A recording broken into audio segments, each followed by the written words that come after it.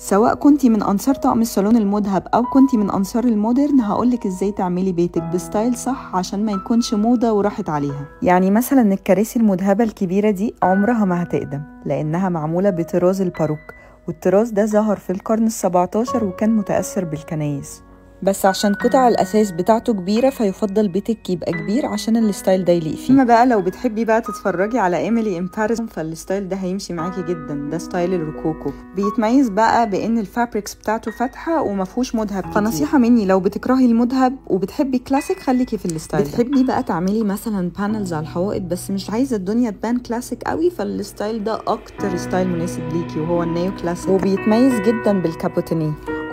تيجي مدرسة تانية تقولك لا اللي حصل في النيو كلاسيك ده حاجة وحشة جدا عشان قطع الأساس ستاندرد قوي وما فيهاش فن، فعملوا ستايل اسمه الار نوفو، وده بيتميز بالحاجات اللي متاخده من الطبيعه زي الورد وغصون الشجر. اما بقى الناس اللي بتحب الحاجات اللي فيها اشكال هندسيه، دواير، مربعات، الستايل ده احسن ستايل ليكو، هو الارت ديكو. هتلاقوا زي ظهر الكرسي ده واخد شيب بيضاوي كده، هتلاقي ظهر الكنبه واخد شيب مربع. واخر ستايل اتكلم عليه وهو المودرن، والمودرن ده ظهر مع ظهور التكنولوجي. فارق معاهم قوي المذهب، بس فارق معاهم ان الحاجات تبقى عمليه ومريحه اكتر في الاستخدام. وبالمناسبه الفرنتشر ده كله عليه ديسكاونت لحد اخر شهر 11.